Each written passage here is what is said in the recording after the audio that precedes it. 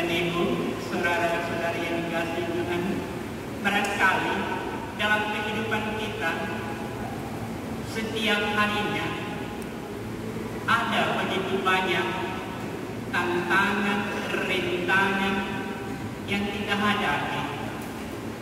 Kadang begitu beratnya cobaan, rintangan, tantangan, masalah yang kita hadapi itu membuat kita tidak mampu lagi untuk berbuat apa-apa.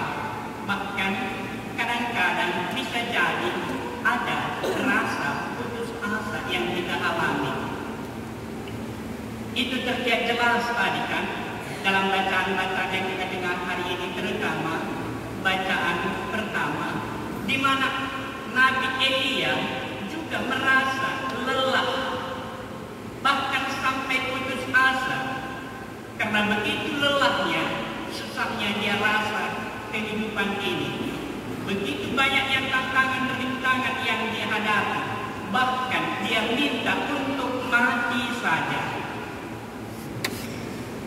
Tapi Tuhan tidak akan mengabulkan permintaan Nabi Elia yang sangat disayangi dan dicintai Tuhan itu.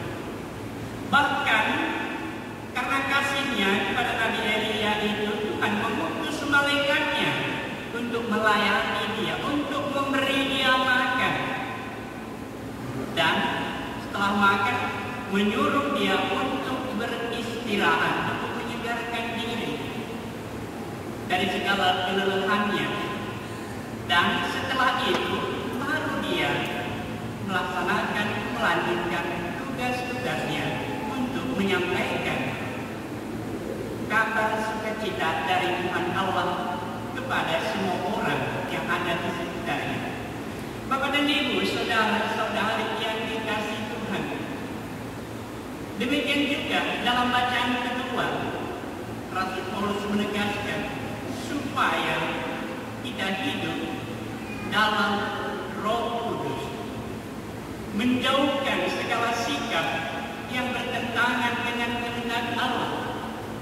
Hiduplah dalam cinta kasih, katanya, kelemah lembutan, agar kita sungguh hidup dalam rahmat dan berkat Tuhan. Dan belas kasih Tuhan Allah itu nampak dalam bacaan Injil yang kita dengar pada hari ini. Karena belas kasihnya kepada umat yang percaya kepadanya, dia menyatakan bahwa dialah roti hidup yang turun dari surga. Dan barang siapa yang percaya kepadanya, makan dan minum dari roti dan darahnya itu, dia akan memperoleh hidup yang kekal dan tidak akan lapar dan haus lagi. Bapak dan Ibu, saudara-saudari yang dikasihi Tuhan, jelas bahwa Tuhan itu begitu menyayangi dan mencintai kita. Tuhan memberikan yang terbaik bagi hidup kita agar kita selalu hidup dalam rahmat dan berkat-Nya. Apa memang yang paling berharga, yang paling kita inginkan, yang dapat kita lakukan untuk hidup kita selain makanan? Dan itulah yang diberikan oleh Yesus kepada kita untuk menyegarkan, mengenyangkan kita. Yesus memberikan dirinya sendiri, tubuhnya, dagingnya sebagai makanan. Dagingnya, tubuhnya. Apa maksud Yesus memberikan tubuhnya sebagai makanan bagi kita? Yesus memberikannya itu secara utuh, keseluruhannya, total kepada manusia.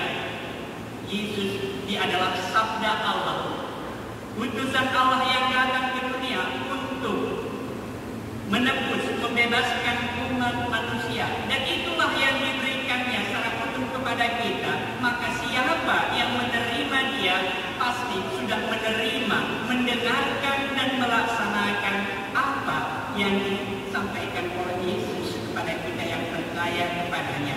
Maka mari saudara-saudari yang dikasihi Tuhan, kita mohon rahmat dan berkat Tuhan, bimbingan serta tuntunan Roh Kudus-Nya, agar sungguh kita senantiasa bisa menerima Dia yang sungguh adalah Tuhan di dalam Ekaristi Kudus, yang selalu tinggal di dalam diri dan hati kita untuk membimbing, menemani kita, mengajarkan kita yang terbaik, berbuat baik dalam hidup kita agar kita melakukan sesuai dengan yang dikehendaki Tuhan. Sungguh dengan demikian kita bisa hidup dalam rahmat dan berkat-Nya. Dan dengan itu, Bapak dan Ibu, saudara-saudari, kita menyaksikan, mewartakan kebaikan dan cinta kasih Tuhan itu dalam hidup kita sungguh dengan tindakan dan perbuatan yang nyata, sehingga semakin banyak orang yang percaya kepadanya dan semakin banyak orang yang diselamatkan dan kita selalu hidup gembira dan bahagia. Mari kita memohonkan ini di dalam perayaan Ekaristi ini. Semoga Tuhan senantiasa memberkati